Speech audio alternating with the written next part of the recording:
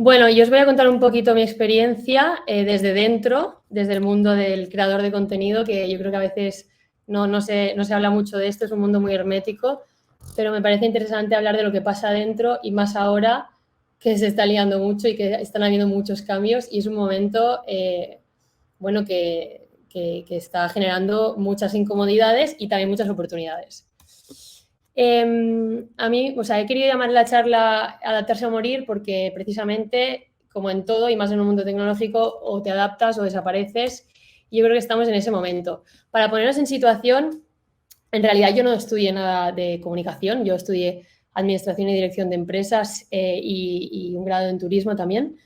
Cuando yo estaba en la universidad, en 2010, no había redes sociales, bueno, existían, pero no las usaba nadie.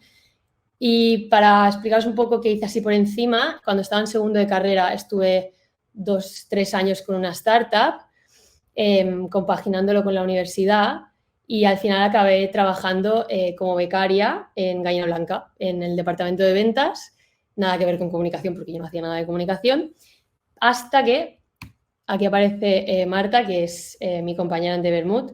Yo empiezo una relación con Marta en 2014 y 2 años después, cuando estábamos un día en casa y bueno, estábamos viendo la tele y vimos una noticia horrible de un chico que, bueno, que tenía 8 años y que se había suicidado porque en el colegio le llamaban maricón. Y nada, nosotras pues tan cómodas en nuestra casa ya como pareja, abierta y libre, decidimos que podíamos hacer algo por aportar a la comunidad, que entonces no había nada, porque no había referentes, nosotras crecimos sin ningún tipo de referentes y decidimos que teníamos que hacer algo, ¿no? Entonces esto a mí todo esto coincidía con que yo tenía que hacer el trabajo de fin de grado en la universidad y decidí hacer el trabajo de fin de grado de lo que luego sería de Bermud, que básicamente lo hicimos juntas.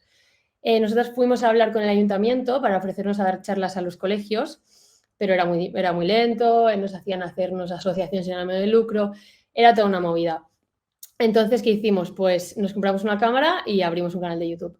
Al principio ni salíamos, o sea, poníamos la cámara, grabábamos a nuestros amigos y les preguntábamos que cómo se sentían ellos como LGBT, cómo había sido su adolescencia. O sea, en realidad, el objetivo, todo esto lo explico para que se entienda un poco que en aquel entonces nadie se hacía influencer porque quería ser influencer, es que ni siquiera existía el término. Nosotras pues lo hicimos, usamos las redes sociales como un medio para conseguir lo que queríamos conseguir, que era dar visibilidad, que ahora se habla mucho de esto, pero es que en aquel entonces no había nada. Entonces, bueno, nosotras empezamos en YouTube, de hecho, al principio no teníamos ni Instagram porque existía, pero era como una especie de fotolog. Y era un espacio maravilloso porque tú podías expresarte bien, libremente, eran debates sanos, el apartado de comentarios no era como ahora los comentarios de Instagram, sino se generaba, o sea, el fandom era muy, muy heavy, se generaban muchos debates, era súper bidireccional, o sea, nosotras generábamos el contenido que nos ponían en los comentarios, o sea, realmente se generaba una comunidad muy fuerte. Por otro lado, también hablabas mucho de tu vida personal, lo que hizo que las pocas personas que en aquel entonces nos abrimos YouTube generábamos unos fandoms muy fuertes porque exponíamos nuestra vida y ahora lo puedo estar diciendo y todo el mundo expone su vida, pero si te vas a 2016, nadie contaba sus cosas. O sea, conocíamos la vida de la gente que está en la tele, pero no existía el concepto. O sea, el concepto se creó en aquel entonces. Eso hacía que la gente pudiera ver a personas que no conocía, pero que tampoco eran famosas, con lo cual no eran ni actrices, era gente real de la calle y se pudiera meter un poco en sus vidas. Por otro lado, explicando un poco cómo funcionaba a nivel de monetización, YouTube te daba un pequeño fee, y con pequeño digo muy pequeño, quizá en 2012 era altísimo, pero cuando nosotros entramos era algo súper simbólico, por cada view que tenías de la publicidad. O sea, si en tu vídeo había un spot de publicidad, pues tú te llevabas, nada, céntimos. O sea, realmente era muy bajo. Como negativo que tenía YouTube y por qué éramos tan pocos, bueno, pues que para entrar en YouTube tenías que saber editar, usar Final Cut o Premiere. En aquel entonces no existían las apps de edición, te tenías que comprar una cámara. O sea, realmente la barrera de entrada era bastante fuerte. aunque también os digo que yo no sabía editar y yo aprendí con tutoriales de YouTube. Quiero decir que no era la movida de ahora de unas transiciones de locos, saber poner 1000 planos, no. En aquel entonces, si tú tenías una cámara y aprendías a cortar, ya podías hacerlo. Pero bueno, entiendo que era una barrera de entrada. Y por otro lado, otra barrera también era que te exponías mucho y en aquel entonces no era tan normal exponerte. Entonces había mucha gente que no quería hacerlo. ¿Qué pasó con el tiempo? Mientras iba creciendo Instagram, iba ganando terreno, YouTube hizo lo que hacen todas las plataformas siempre, porque ahora estamos hablando desde YouTube, pero antes estuvieron los blogs, con Google que también hizo lo mismo, Fotolog, y esto ya es algo que se va repitiendo. Cuando la plataforma tiene el monopolio, pues va reduciendo costes y aquí lo hizo, redujo fees, y al final es que no tenía ningún sentido. O sea, lo que a ti te suponía trabajar en YouTube, para la gente que lo que quería era convertirse en influencer o ser un celebrity o trabajar con marcas, pues cada vez le salía menos a cuenta. Y a esto me refiero porque en 2018, diría que era 2018 o 2019, aparece Snapchat. No sé si os acordáis que entra a saco de fuerza y Instagram intenta comprar Snapchat. Le ofrece 3.000 millones de dólares, creo, y no llegan a un acuerdo, ¿vale? Entonces, yo no sé si fue antes o después, pero aquí la realidad del resumen es que Instagram copia Snapchat y lanza las historias. Vale, pues las historias para nosotras como creadores como ex-youtubers lo cambiaron todo. Lo cambiaron todo porque a nosotros Instagram no nos servía, era una plataforma de fotos, no era lo que queríamos. Y lo que hacen las historias es que te conectan más con la gente. O sea, te hacen poder subir contenido diario sin tener que editarlo. Entonces te hacen un adicto, estás todo el día subiendo contenido y consumiendo contenido. Cada vez la gente se va más a Instagram. También democratiza el consumo de redes sociales porque al principio, y siendo realistas, la gente que consumía YouTube era gente que era muy fan, o sea, le gustaba mucho consumir contenido, y Instagram lo que hace es que la gente que no suele ser fan de nada, que no necesita, simplemente se quiere entretener sin más, abra un momento una red social y se ponga a consumir Instagram. En este momento entran las marcas. Entran las marcas y te dicen, bueno, pues si te haces una foto, vas a cobrar lo mismo que si te pasas un mes trabajando en YouTube. ¿Qué pasa? Fuga de talentos. Todo el mundo abandona YouTube, Instagram crecía, todo el mundo empieza a tener un montón de seguidores en Instagram, un montón de views y YouTube poco a poco va perdiendo creadores. Es verdad que hay algunas personas que lo siguen manteniendo, de hecho nosotras lo mantuvimos muchísimos años porque había una realidad. O sea, ser youtuber al final dentro del mundo de los creadores de contenidos te da un estatus. Y te da un estatus, no un estatus, o sea, te daba un fandom, ¿sabes? O sea, tú estabas muy, muy conectado con tu comunidad. Y aquí lo he querido poner porque para mí es una evidencia que las 4 influencers más importantes de España de la Old Generation son Dulceida, Paula Gonu, Laura Escanes y María Pombo, todas eran youtubers. Y esto no es casualidad, es porque la gente de verdad se creyó que estaba dentro de sus vidas. Y hay un montón de influencers que son de la misma época y que tú no sabes tantas cosas de ellos, no tienen ese fandom. Pueden ser admiradas por otras cosas, pero no es el mismo fandom.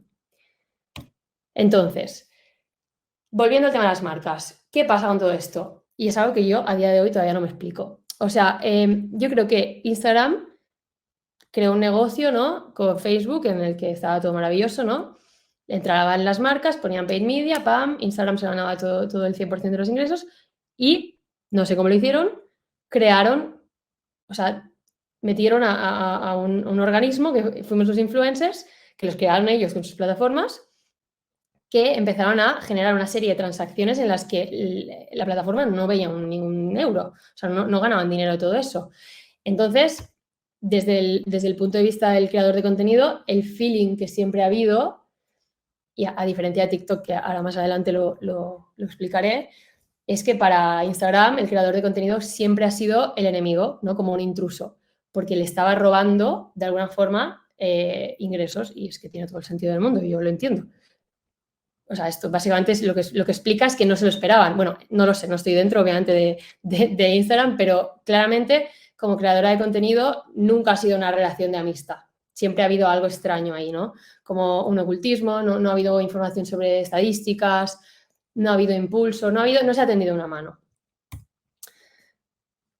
aquí empieza a sonar TikTok, ¿no? En 2000, yo creo que era 2017, 2018, empieza a aparecer Musical.ly, que era el primer TikTok, pero era bastante, bueno, no muy profesional, por así decirlo. Era una plataforma que no estaba nada controlada, había un montón de desnudos, había un montón de menores, la gente bailaba, pero como en TikTok ahora, pero no eran los mismos tipos de bailes. O sea, era una plataforma complicada en la que muy difícilmente iban a entrar las marcas. Pero la compra TikTok. ¿Y qué hace TikTok? Pone unas políticas de comunidad bastante extremas y yo no entiendo cómo lo hizo porque a mí me parecía imposible. Limpia la comunidad y cada vez más consigue un espacio apto para que las marcas se comuniquen. ¿Vale? Entonces, en aquel momento lo empieza a hacer, llega la pandemia y lo que consigue la pandemia es que la gente está muy aburrida y la gente normal empieza a subir contenido. ¿Y dónde lo sube? En la máxima plataforma de entretenimiento que es TikTok. Y ahí lo que pasa es el pedazo de cambio de paradigma, que es que hay gente normal, más normal aún que los influencers, que tiene millones de seguidores. Y eso ya lo cambia todo. Vale, y entonces llegamos a 2021, ¿vale? 2021, el año siguiente el año siguiente de la pandemia y empieza a haber pues, un super cambio de todo. Ya es el momento en que todos los números empiezan a cambiar, los creadores de contenidos empiezan a estar enfadados. Bueno, pues hay un cambio de paradigma en el que básicamente hay una modificación del algoritmo y entran los reels. ¿Vale? Por ejemplo, para mí personalmente, que he trabajado siempre en vídeo y siempre me he sentido mucho más cómoda en vídeo, a mí los reels no me afectan. De hecho, nosotras trabajábamos haciendo hilos, que los hilos tenían unos impactos, una barbaridad, o sea, llegaban a millones de personas y como hemos trabajado siempre en vídeo, lo único que hemos hecho es cambiar el formato de carrusel de foto a vídeo. Pero hay un montón de personas que en su vida han querido hacer vídeo y que ahora están obligadas a hacer vídeo, porque si no hacen vídeo, con los posts no aparecen. Aparte de cambiar la plataforma, intentar aparecerse un poco a TikTok, o más que a TikTok, a las nuevas tendencias del mundo, que son el vídeo, bajan el alcance de stories, bajan el alcance de post, bajan el engagement. Entonces tú al principio piensas, ostras, soy yo, ¿no? Y esto nos pasó a todos en un momento. Vale, está pasando algo y con el tiempo te das cuenta que no eres tú, ¿no? Que no es un tema personal, sino que es un tema de cambio de plataforma. Bueno, ¿qué pasa con todo esto? Para empezar, las marcas en su perfil personal dejan de poder comunicar, porque lo que hace básicamente Instagram es cortar el alcance de las marcas. Entonces, ya directamente, si antes tenían alcance, ahora dejan de tener. Y las colaboraciones que hacen con influencers, en muchos casos, si no han sabido adaptarse, tienen menos impacto. ¿Y qué pasa? Pues que el influencer tampoco quiere bajar el feed. Bueno, la conclusión es que hay un nuevo paradigma brutal con el nuevo algoritmo de Instagram y se presenta una nueva situación. Instagram empieza a posicionar a microinfluencers, ¿vale? Pone perfiles pequeños en explorar. De hecho, sí, estoy segura, porque en mi entorno pasa, tenéis alrededor a gente que hace un año no tenía ni un seguidor y ahora tiene 15.000, 20.000, 30.000. Eso es porque Instagram quiere hacer eso. O sea, te pone muchas facilidades para empezar. Te posiciona en el apartado de explorar y en el apartado de Reels, que es al final lo que te da visibilidad. Te ayuda a hacer algunos virales al principio y tú dices, wow, voy a crecer, pero luego te cuesta más crear nuevos virales, ¿vale? De alguna forma te ayuda un poco, pero luego te lo pone difícil. ¿Qué pasa con esto? Pues que de golpe es la explosión de los microinfluencers, ¿no? Y hay una mega generación mega nueva generación de creadores de contenido que son microinfluencers que están creando por un tubo lo que antes nadie hacía porque antes lo veía imposible. Esto es súper reduccionista porque hay 1000 factores más, pero bueno, un poco para resumirlo, porque hay 1000 plataformas más y 1000 historias más, pero para resumir un poco lo que está pasando en Instagram. ¿Qué pasa con los macro influencers? Con macro me refiero a más de 300, 200.000. No están tan expuestos en Reels ni en Explorar, mucho menos que los micro, ¿vale? Igual que antes básicamente estaban súper expuestos, ahora mucho menos. Los datos suelen ser peores en general, porque lo de antes era una barbaridad. Pero si usas bien Reels, puede estafar un poco. De momento. Veremos qué pasa en un tiempo. Entonces hay una ansiedad generalizada en el sector porque a los datos a los que todo el mundo estaba acostumbrado ya no están. Está apareciendo TikTok por otro lado, entonces es como un momento de cambio en el que todo el mundo está muy nervioso y sobre todo, lo más importante es que es el fin del monopolio de la old generation. O sea, hay como una new generation de generadores de contenido que nacen sobre todo de TikTok. De Instagram también hay algunos, ¿no? Que es gente que ha sabido aprovechar la oportunidad y ha sabido usar Reels, pero sobre todo vienen de TikTok. Y hay una explicación, que no sé si la he puesto, sí. Vale, para mí hay una explicación de que el fandom heavy de los nuevos creadores venga de TikTok, pero esto ya es una explicación propia que no tengo ni idea, ¿eh? O sea, es la conclusión a la que he llegado. Pero yo creo que Instagram te da la oportunidad de viralizarte de una forma bastante sencilla al principio, pero sí que es verdad que la demografía que te da es de todas partes. O sea, seguramente que tengáis en el feed de Instagram gente sueca, alemana, de Nueva York, veis reels de moda super guays o de lo que os interese, pero no es una demografía tan específica como lo que te puede dar TikTok, ¿vale? Eso significa que ya no se crean las antiguas celebridades que había en Instagram, sino que ahora hay mucha gente con seguidores, no muy grandes, pero con seguidores, pero no es lo mismo. O sea, hay una macro explosión de personas. Entonces, ahora entra TikTok, que o sea, lo que realmente es el que está generando este cambio en el panorama. A ver, TikTok te da seguidores, te da views, te pone en el centro, te educa y te da estadísticas, ¿vale? Y puede parecer la panacea, ¿no? Pero hay que ser súper realista y hay que pensar un poco en el pasado, porque Instagram fue igual, porque YouTube fue igual y porque todas las plataformas, Twitter fue igual, todas las plataformas en algún momento han sido así. Eso no significa que vaya a ser así para siempre, pero lo que sí que es real es que hoy en día, actualmente, iba cambiando porque en los últimos 3 meses ya ha cambiado el algoritmo y hay menos views, pero TikTok es un espacio que hoy en día es un espacio de oportunidades y no solo para creadores de contenido, es un espacio de oportunidades para marcas. Y ya no como un espacio de oportunidades, sino, o sea, si un creador de contenido que tiene poder comunicativo en Instagram no está en TikTok, para mí no está pensando a largo plazo, para mí no está pensando a un año vista, o sea, no estoy hablando de 3 ni de 5, estoy pensando a la velocidad que cambia todo a un año vista, porque la realidad es que no va a ser así siempre. Bueno, sí, ojalá, pero no lo creo. Y las oportunidades no duran para siempre. Yo creo que ahora es un buen momento para desarrollar TikTok porque te deja crecer y sobre todo te enseña. Y con que te enseña me refiero a esto. O sea, os he querido poner 2 estadísticas de 2 posts diferentes, que los 2 son míos. El de la izquierda es un Reels de Bermud, ¿vale? Y el de la derecha es un TikTok que subí, diría que antes de ayer, mío, de Sareur. Yo tengo mi perfil personal, se llama Sareur. En este caso, o sea, para mí lo que está pasando es tan evidente como esto. La información que a ti te da Instagram y la que te ha dado siempre es la de la izquierda. El número de views, los likes, comentarios y guardados. Algo más, pero un poco más. Luego tú, por ejemplo, yo que llevo toda la vida creando en Instagram y en YouTube, que YouTube sí te daba datos, hace 3 meses empiezo en TikTok y empiezo a ver todos estos datos y pienso, madre mía, qué locura, ¿no? O sea, te dice el punto en el que la audiencia desaparece, te dice de dónde te ha consumido la audiencia, te dice todo, la edad de la gente que ha visto tu vídeo. Entonces, claro, el género, o sea, esto te lo hace muchísimo más atractivo.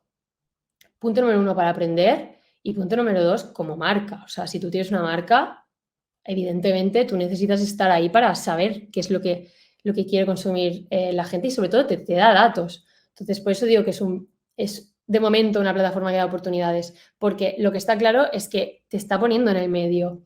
O sea, no te está poniendo en el medio, porque TikTok también está trabajando con marcas. TikTok Business creo que se llama, y ayuda mucho y enseña marcas y tal. Creo que lo que está haciendo es ir de la mano. Y para mí es súper básico porque creo que el gran error que ha cometido Instagram, y creo que lo está intentando solucionar, no sé si lo conseguirá, veremos, pero de momento hay un cambio, es que no ha ido de la mano con los que al final alimentábamos la plataforma y al final si te encuentras otro espacio de oportunidades que te tiende una mano, que te da información, que te dice, no, esto no lo estás haciendo bien, que hace que todo el mundo pueda jugar con las mismas oportunidades. Porque al final en TikTok, tengas un seguidor o tengas 100.000, si tu vídeo cumple con lo que el algoritmo necesita, que es una retención, es una serie de cosas, tienes oportunidades de viralizarlo, pues bueno, es un espacio de oportunidades y me repito y estoy muy obsesionada, pero es que lo creo de verdad. Y bueno, para resumir un poco, porque me enrollo un montón y hablo de 30.000 conceptos distintos, hoy en día yo considero que TikTok es un espacio de oportunidades y habla una persona que cree que ya, o sea, ha ido tarde. Para mí, como autocrítica, como persona que lleva 30.000 años en redes y en 1.000 plataformas, no pensé que TikTok iba a hacerlo tan bien y lo ha hecho muy bien. O sea, creo que empieza a ser una plataforma apta para que una marca se comunique, aunque hay que decir que las marcas premium lo tienen más complicado porque es una plataforma muy natural, pero va a ser una plataforma buena. Yo no creo que Instagram vaya a desaparecer. Creo que van a haber muchos cambios. De hecho, en Estados Unidos ya está activo el modelo por suscripción para que el creador de contenido cobre directamente del fan. Veremos. Está cambiando cosas, está dando oportunidades a nuevas personas. Eso está bien. Es una realidad que las marcas están transitando hacia TikTok, pero es una fantasía que transiten ya. O sea, yo creo que quedan muchos años todavía para compartir en ambas plataformas. Y resumidamente, el futuro como creador va a ser muy complicado. Ya no va a ser nunca lo que fue, pero ni de coña, porque ahora mismo hay 300.000 personas súper creativas, súper buenas, y es una lucha de toda la población, porque yo no tengo datos de cantidad de contenidos subidos por segundo, pero estoy segura de que cada año se triplican o multiplican por 10.000. O sea, estamos viviendo como la explosión de la generación de contenidos y ya nunca va a ser lo que fue, pero eso está bien porque aparecerán otras situaciones y otras oportunidades. Yo creo que lo más importante, y para terminar, es que las redes sociales siempre tienen el poder. O sea, tú no pintas nada, eres un puntito y un grano de arena en el universo y que o te adaptas o te mueres. Y sobre todo, creo que como creador de contenido no tienes que tener miedo a probar cosas nuevas, porque la realidad es que las cosas cambian al momento y nunca nadie sabe lo que va a pasar. Solo lo saben los que tienen las plataformas y a veces ni ellos. Entonces, bueno, adaptarse a morir. Y eso es todo. Ahora, fíjate, claro, al final la creación de contenidos, que es el sector donde vosotros estéis, pues también está viviendo una madurez. Entonces, las oportunidades como tal, en cualquier sector, en este y en otros miles, tantos, las oportunidades iniciales son brutales y son comparadamente muy significativas, más que cuando el sector empieza a madurar. Y entiendo que aquí pues también está pasando esto justamente que comentas. Mira, tengo una pregunta de Libby. Decía, con este nuevo paradigma, que es el que tú estabas comentando, Sara, ¿a qué contenido se le puede llamar viral y qué lo es realmente? Ya, buena pregunta. Buena pregunta. Claro, o sea, esto es una cosa que me da muchas vueltas últimamente a la cabeza y es lo de, es que si las plataformas están creando, igual pienso que lo hacen por eso, dan muchas oportunidades, pero en realidad están dando oportunidades porque al final no dejamos de ser un poco el enemigo, ¿sabes? Porque la plataforma, si entras tú, hay una parte del pastel que la tiene que repartir. ¿Y qué pasa? Hay tantos microinfluencers, hay tanta gente compartiendo contenido que no existen ya los prescriptores de verdad, son muy pocos. Entonces tú puedes hacer un viral, pero ¿eso significa algo?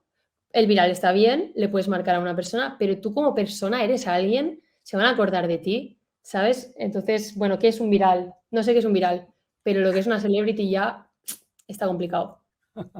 Fíjate, estaba pensando cuando estabas hablando del tema de los microinfluencers, que a nivel de estrategia empresarial, siempre, en vez de tener 3, 4, 5, 10, 15 personas que tengan mucha influencia y que te puedan presionar para que tú puedas cambiar tu algoritmo, eso puede ser un problema. Sin embargo, si tienes muchos microinfluencers, es mucho más difícil que estos se agrupen y te presionen a ti a provocar cambios que no quieres y que no les quieres dar, con lo cual, como empresa, me es más fácil gestionar la dirección de mi propia compañía si tengo un montón de microinfluencers que si tengo 10, 15 que sean muy poderosos. No sé, quizás es una reflexión que quería hacer justamente cuando lo estabas hablando. Y otra de las cosas que te quería preguntar, Sara, entiendo que cuando estás en social media, cuando eres un profesional, tienes que trabajar para generar contenido para el algoritmo, o tienes que equilibrar, generar ese contenido para que funcione bien el algoritmo, pero para que genere también valor a tu audiencia. Claro, esto es un tema interesante. O sea, tú no puedes dejar que el algoritmo te coma, porque entonces dejas de generar el valor que, o sea, lo que tú eres. Tú desapareces como ser humano y como marca personal, ¿sabes? Entonces, yo creo que lo interesante es generar el contenido que sea lo que tú quieras hacer entrando en el algoritmo, y eso es lo difícil. Claro. O sea, siempre te dicen que TikTok funciona, por ejemplo, con trends, y a lo mejor no te apetece vivir de hacer trends, pero hay que hacerlos. O sea, yo creo que se trata de encontrar un punto medio. Perfecto. Oye, pues muchísimas gracias, Sara, por haber estado con nosotros aquí, por haber compartido estos 20 minutos maravillosos donde la audiencia así nos lo estaba diciendo. Nada, a vosotros muchas gracias por invitarme. Ha sido un gusto.